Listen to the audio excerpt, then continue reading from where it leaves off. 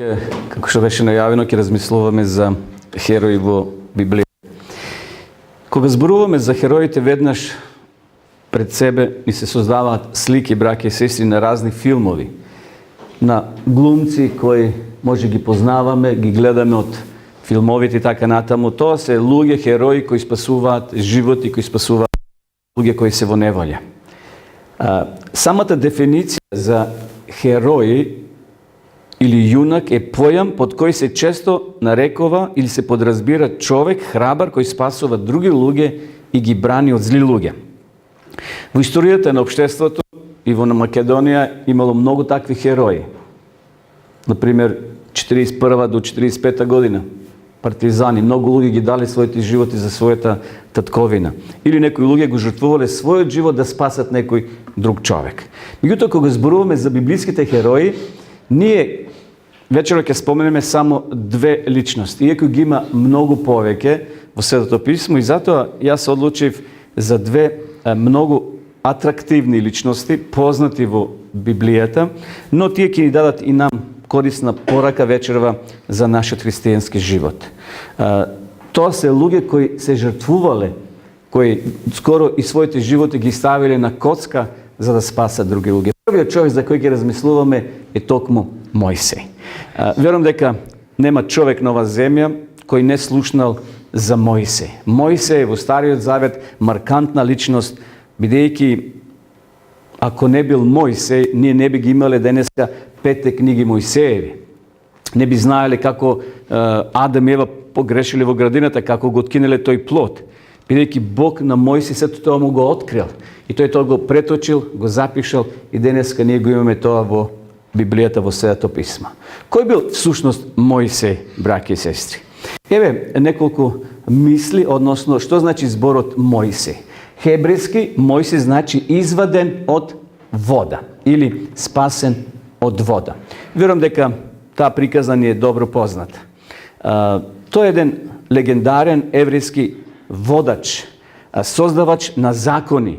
Мојсей бил пророк, бил историчар, роден во земјата Гошем, во Египет, некаде околу 1350 година. Значи, тој живел во ова подрачје, во египетската земја. Таму неговите родители го родиле, го донеле на свет. И подоста малце дел од неговата историја. Значи, Амрам и Јохаведа, тоа се неговите родители. Интересно, 1350 година, тогаш евреите биле во робство. 400 години подоцна тие таму престојувале. Потекнува, може да кажеме, од левитскиот син Ката. Неговата постара сестра како се викала? Марија, или, како што ја вели во еврејскиот јазик, Мирјам. А неговиот постар брат се викал Арон. Ајде да го проследиме текстот. Еве ги имињата на синовите на Левије. Според родовите нивни: Гирсон, Каат, Мерирај, а Леви поживеа 137 години. Синови Каатови: Амрам и Ицхар, Хеврон и Узи. На Катовиот живот беа 130. Амрам се ожени со Јохаведа. Доаѓаме до неговите родители, татко и мајка. Значи, Амрам се жени за Јохаведа, тетката своја, и таму го роди Арон, постариот син, Мојсей, и нивната сестра Мирјам. Амрам поживеа 137 години. Интересно колку живеле во тоа време, иако нели имало и подолг век на траење, односно на живот, но еве ова Амрам 130 години. Интересно, историјата за Мојсей, може да кажеме, браќи и сестри, целосно египетска. Како ние што имаме потекло, дали од Кавалрица и некој, дали некој од Скопје, од Струмица, значи тука си се родил, тука си пораснал, си се образовал и си станал човек, што ние велиме. Мојсей, токму неговото потекло и неговата историја е таму во Египет.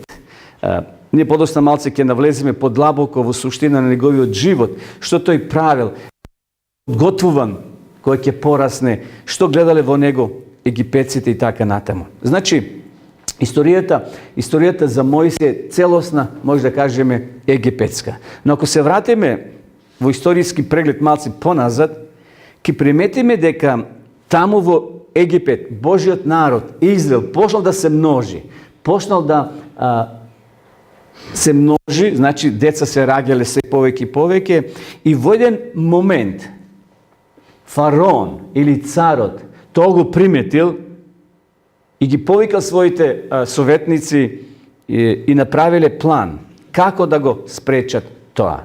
Како да го спречат множењето на самите израелци. Еве што план сковале, што направиле. Тогаш во Египет се зацари кој не знаеше за Јосиф. Значи, првиот цар им дозволувал, таму во Гесемската земја им дал една покрајна, таму ќе живеат израелците, таму ќе, бидејќи биле сточари, и таму фараон претходниот им дал место за живење. Секако под влијание на Јосифа. Јосиф бил влијателен, знаеме, Јосиф бил втор човек во Египет, но сега Јосиф умрел тој фараон, доаѓа вели нов човек, нов цар. И му рече на својот народ: еве народот на синовите израелски е многу броен и поселен од нас. Интересно. Ние знаеме дека 2 милиона евреи излегле под конветената земја. Зарем Египет имал само 2 милиона во тоа време, кога вели овој царот е поселен од нас и поброен. И многу е броен и поселен од нас. Едноставно, на стравот какви му се очите, вели? Големи, така. Фараон се уплашил. Иако тие не биле толку бројни како египетците, но сепак постоел страв. И затоа вели, ајде да ги надмудриме, за да не се размножуваат.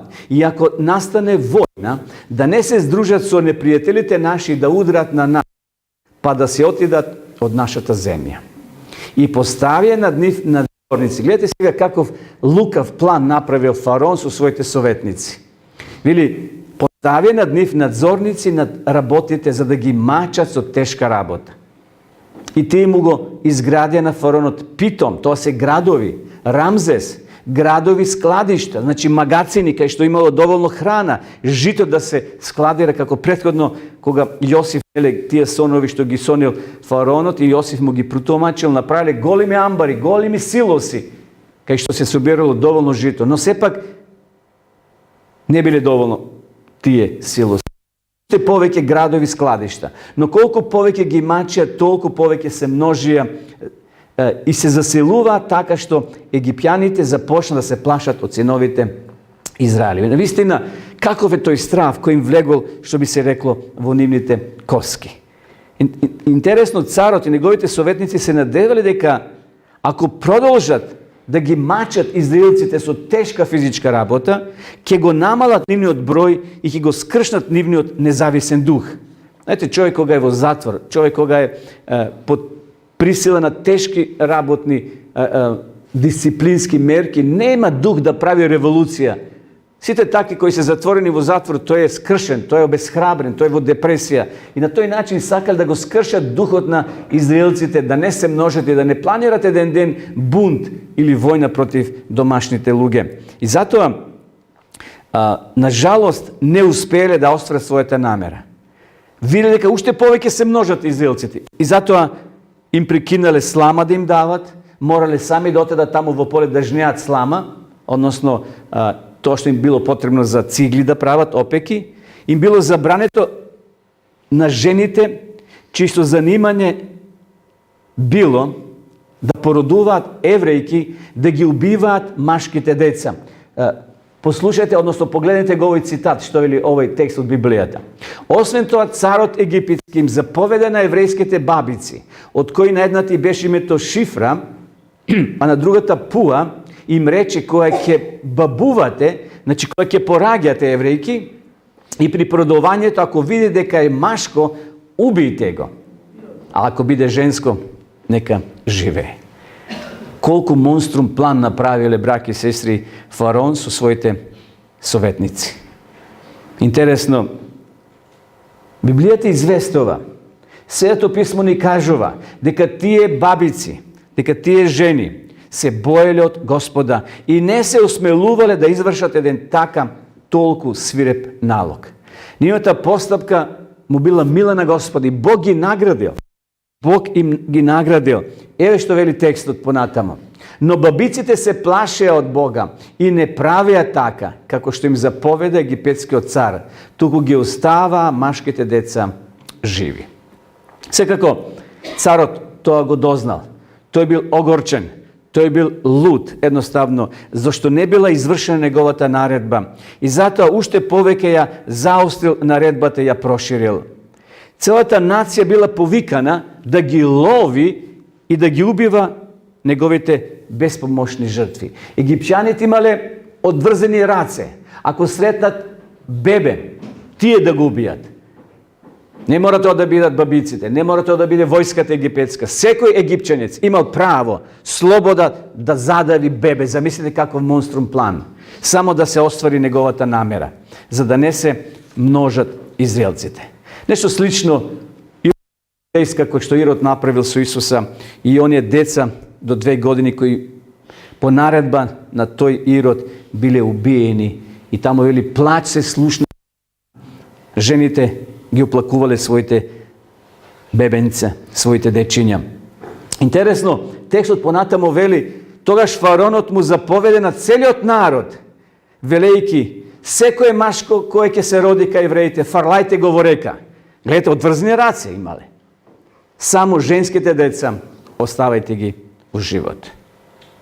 Интересно, во текот на ова наредба се родил Мојсей, во најтешкото време за едно бебе.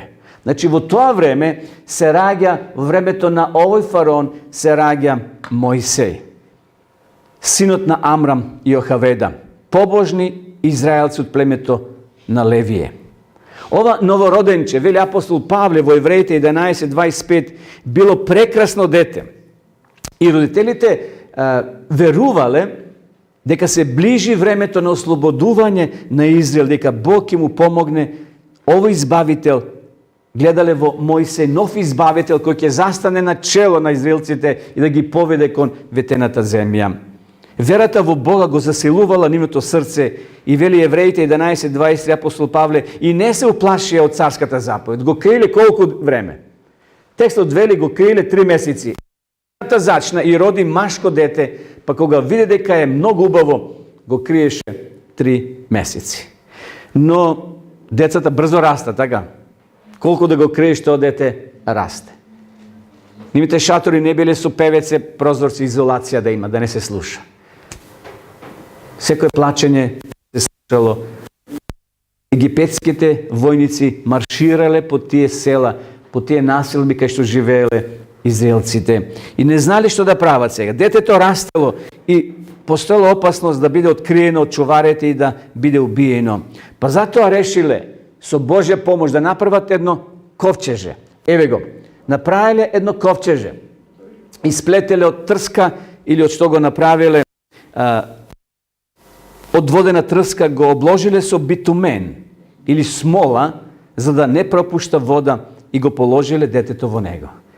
Замислете како било тоа срце на мајката Јохаведа.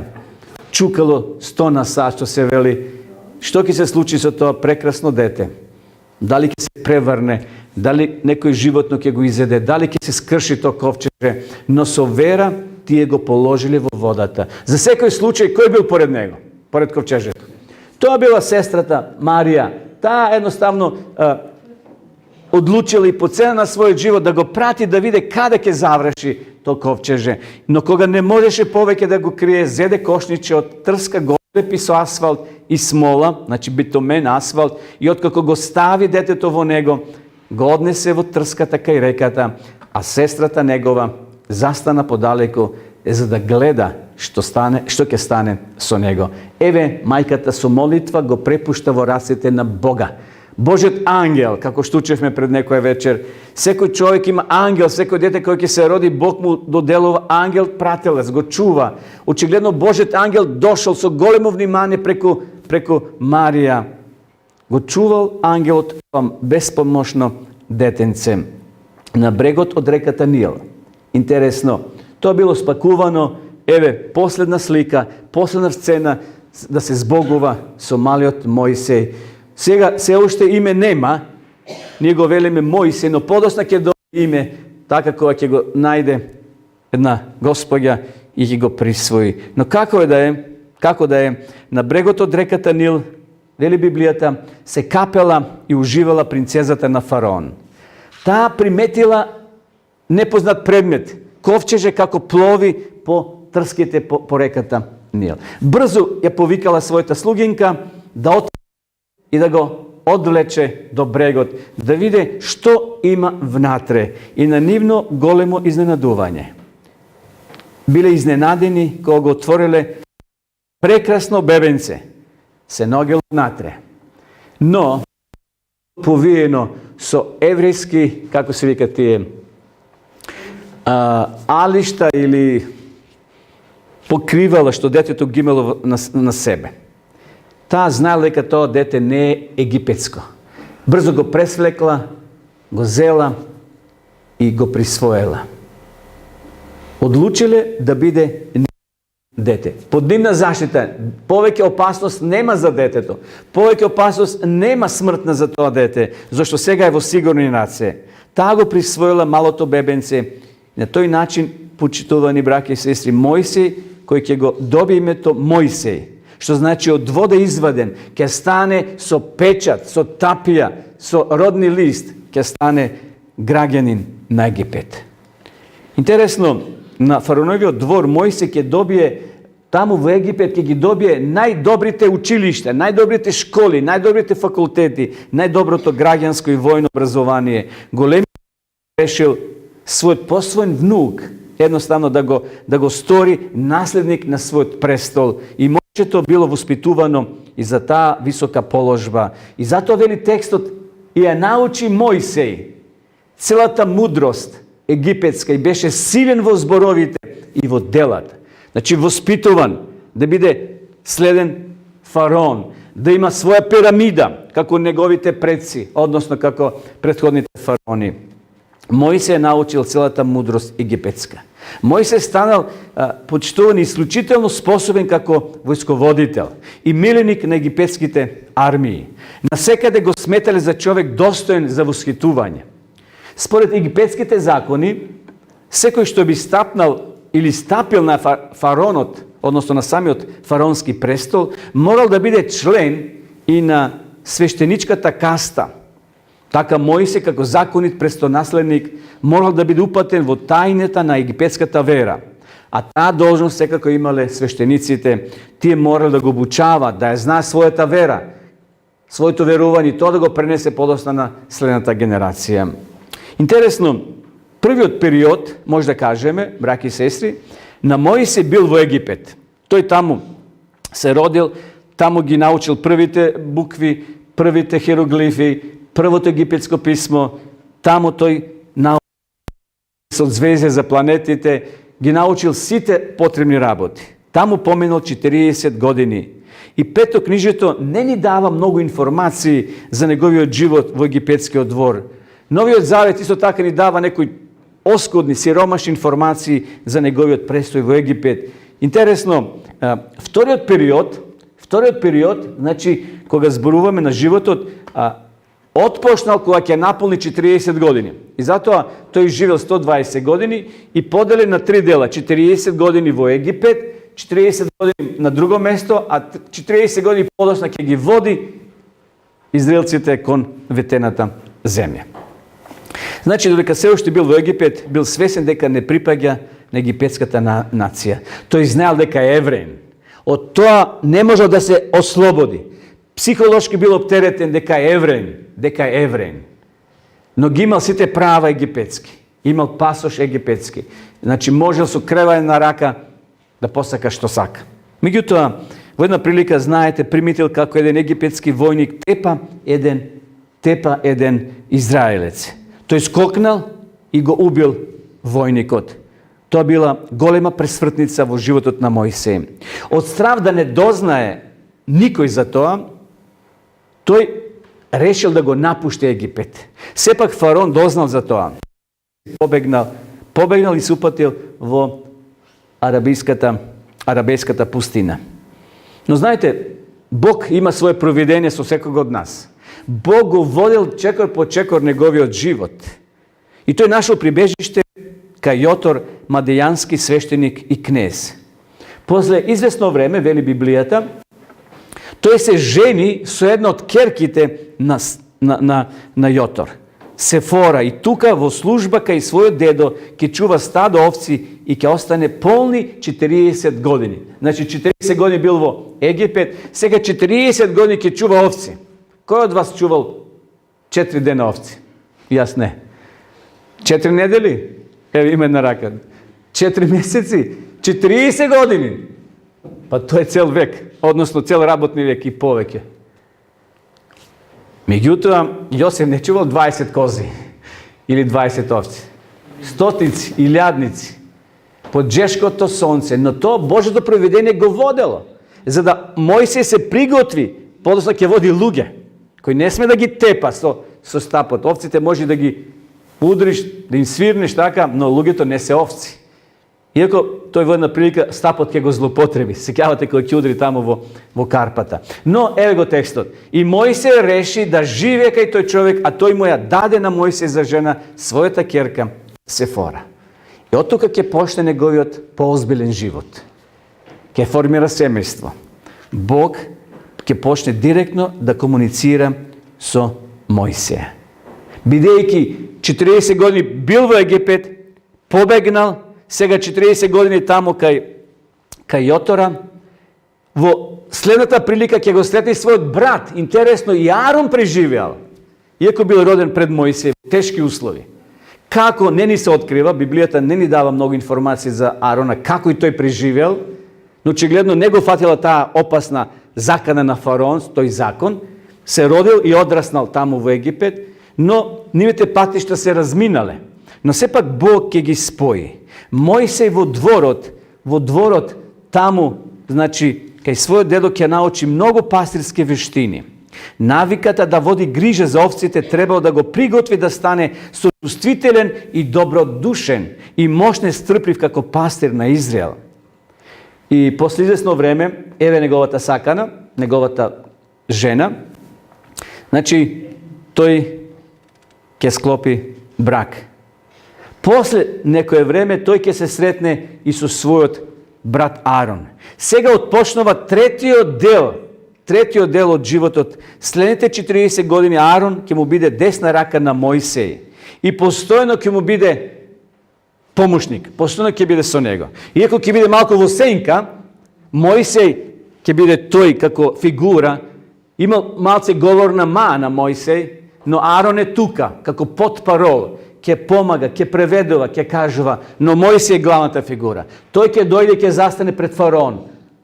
Значи, тој ќе дојде и ќе разговара, кој ќе бара дозвола да се ослободи израелскиот народ и да појдат кон ветената земја. Мојсей е главната личност во израелската историја, браќи и сестри. Тој бил водач, рековме. Тој бил пророк. Како водач неговиот живот се дели на 3 дела. Патот кон Синај, патот од Синај до Кадис и освојувањето на хананската земја. Најмногу извештаи за неговиот живот наоѓаме во 2, 3 и 5 книга Мојсеева.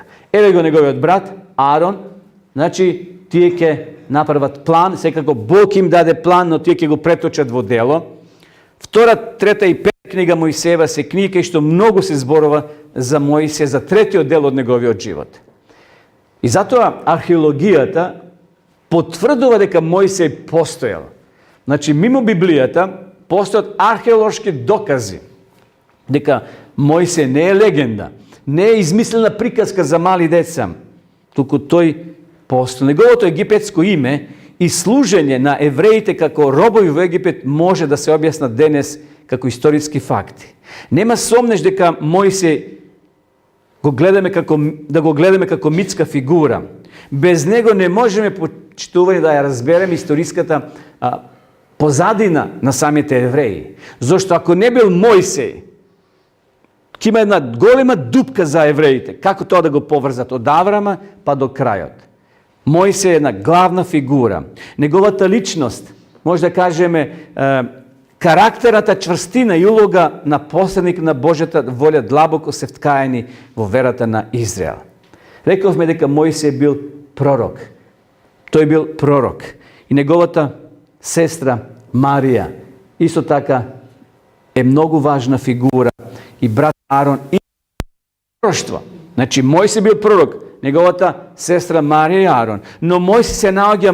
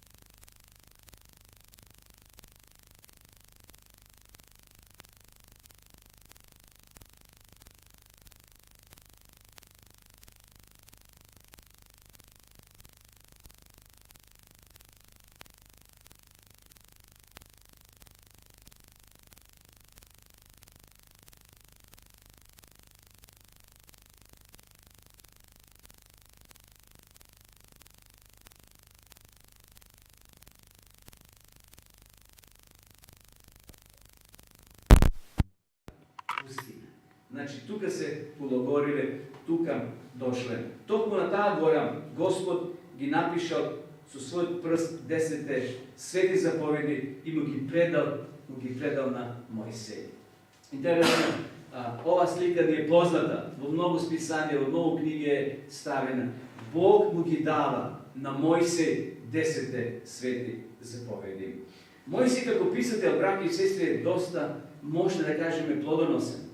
Gospod sleze na Sinajskата gora, na vrvot na гората и Господ го повика Мојсија на vrvot на гората. Значи, Мојсија отишол горе, Бог ги пишува 10 свети заповеди, Мојсија ги добива тие заповеди во своји раце. И знаеме, кога се вратил доле, што се случило. Зошто Мојсија Бог го повика? Затоа што бил способен, бил обучен, бил школуван и бил секако доста образован и писмен. Ги напишал 5 книги Мојсееви, или така наречено петокнижие.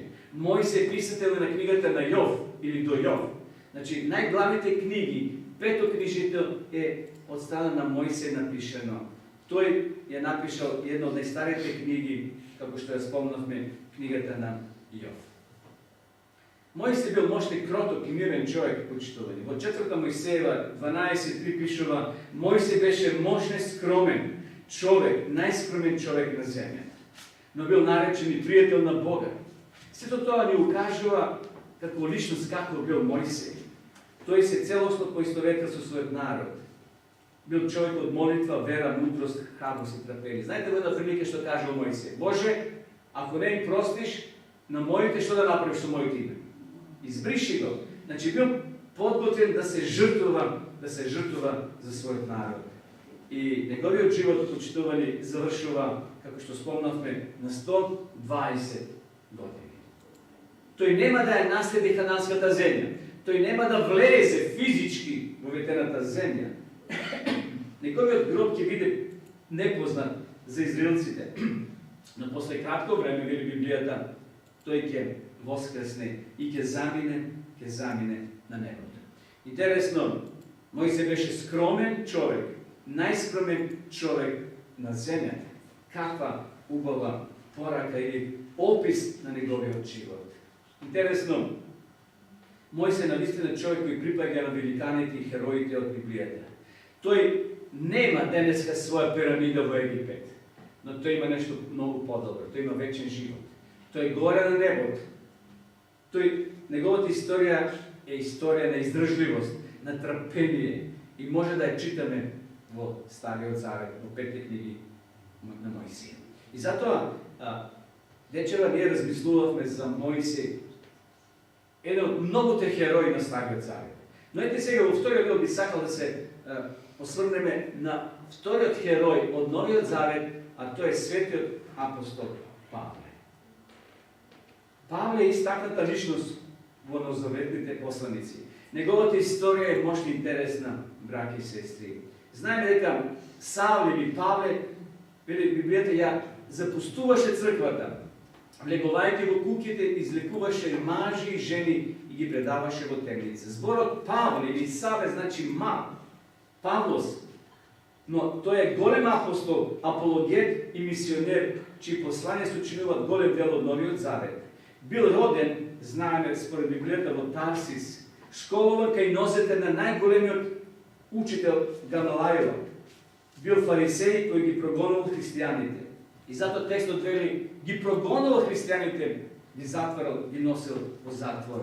И во една прилика, еве ова сцена што ни го кажува текстот во Дела 9 глава. Еве што пишува таму.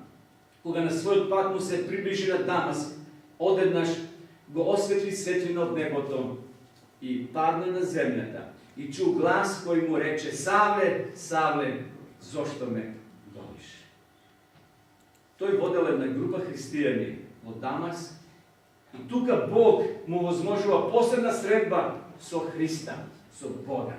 Ова била прва директна средба на Павле со Господа. Ова средба ќе биде пресмртница, браќи и сестри, во неговиот живот. После 3 дена тој бил слеп, 3 дена бил слеп.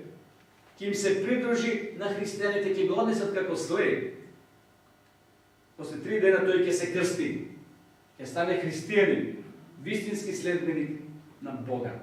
Апостол Павле можеме да го наречеме вистински херој, браќи и сестри, од Новиот Завет. Неговата биографија е полна со многу чудни настани кои не го свитуваат сите нас. И само ако ги читаме неговите списи, неговите книги, ќе се водушевиме. Го тепа, скоро на смрт го оставаат, а тој повторно ќе влезе од другата страна на градот да проповеда, да го шири Исуса Христа. Бил во затвор многу пати. Бил затворен во тие му влосани, зандани. Римјаните се плашили од него. Но имаме интересни случаи во Светото писмо. За нас во Македонија имаме многу убави текстови во Библијата кои не храбрат дека сме постоеле со децени наназад. Его тој текст што сакам да го поделам вечерва. И на Павле му се јави нокно видение. Некој македонец застана пред него и му се молеше велејќи: дојди во Македонија, помогни ми. И кога го виде видението, веднаш побаравме да отидеме понатаму во Македонија, заклучувајќи дека Бог не повикал да го проповедаме Евангелието. Интересно, дали знаете колку пати е спомната Македонија во Новиот Завет? Јас изброив 22 пати. Значи 22 пати се спомнува. Тоа е интересен факт. Според некои теолози, ова да не ме буди голема карта, тоа е само ставено за да видиме кај се граничиме и каде Павле патол во тоа време. Значи, во нокно видение, некој од Македонија, на Павле му се јава во сон. И Павле слуша глас, македонец, човек од овие краишта, бара помош од овој мисионер. Интересно да се спомне, според некои теолози, ја не можам тоа да го докажам со библиски текст вечерва, но според некои теолози, ова видение или овој човек во ова видение што го Павле видел било од Стоби или од Охрид. Значи тоа се стари градови. Тука може да кажеме Хераклеја, која постоела многу одамна. Но Стоби е овде по 15 км, 16 од Кавадарци. Јас тоа не можам да ви го потврдам со библиски текст, но според некои теолози кои се служуваат дека Македонија koja toliko se spomnuva i je povrzena s imето на апостол Павле, алудира дека Павле бил во Македонија, на овој простор, не во егејскиот дел, туку во овој наш дел, кај што ние денеска живееме. Значи, Павле, дали во Охрид бил или во Стоби, како да е, овој човек македонец кој бара помош да дојде човек кој ќе го проповеда Словото, кој ќе зборува за Христа. И еве што се случува, следниот текст.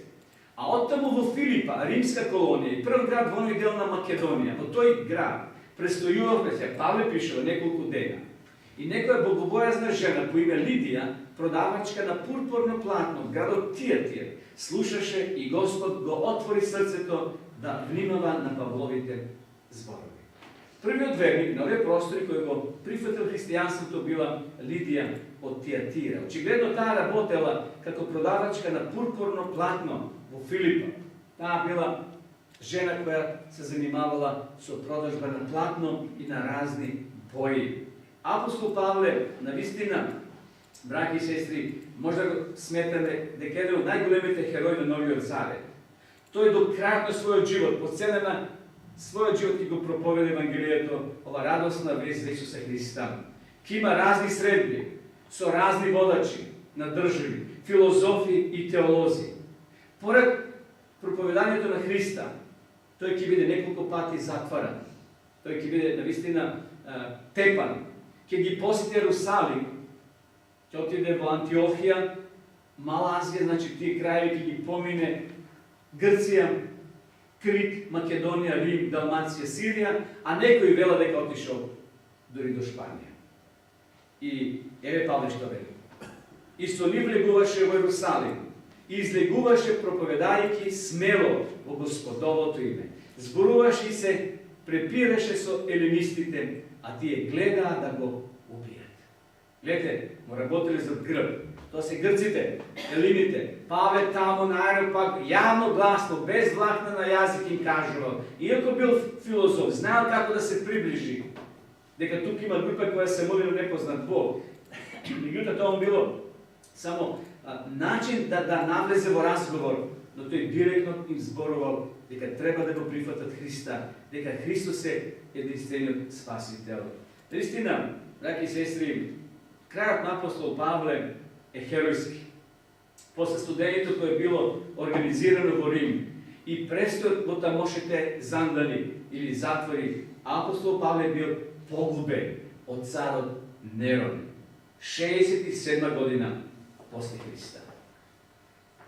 Интересно за нас денеска, може да кажеме дека Павле ги посетувал и нашите краишта.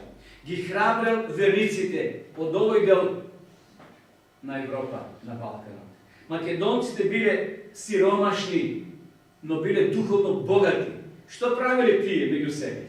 Собирале доброволни средства за браќата христијани во Ерусалим и таму ги браќале. Павле е сведок. Тој вели, јас ке поминам среда, четврток, петок и знаеме што се случило со момчето Евти, кога се собрали во горната соба, да го дочекат Павле, да слушат директно од него проповед и тоа момче паѓа, заспало. Павле бил човек кој правил чуда, воскреснал овој мртви. Знаеме со змијата која го каснала. Тоа се Божи работи кои Бог преку Павле работил да се проповеда. Павле оставал стотици групи, стотици цркви, сел семе, по цена на својот живот. Таму читавме елините вели му работеа за грб, планираа да го убијат. Наистина, ова гледка е страшна. Римјаните биле многу крвожерни. Тие го убиле. Но, сосема на крај, уште еднаш да ги споменеме овие главни херои. Павле и Мојсей. Двајцата оставиле голем позитивен белег во Библијата. Но тие биле со голема инспирација за многу христијани да го прифатат Христа и да живеат како што тие живееле. Вечера прашање за нас, почитували, што ние ќе одлучиме. Дали овие херои и за нас ќе бидат инспирација да и ние го прифатиме Христа и да бидеме негови следбеници. Одлуката секако треба да донесеш и ти и јас. Тие се минато, тие се херои, тие се историја. Сега ние сме на потек Ние може да бидеме херои за својот живот, ти за твојот. Господ да не благослови и помогне да го следиме Мојсија и Павле по сите аспекти на ние духовен живот.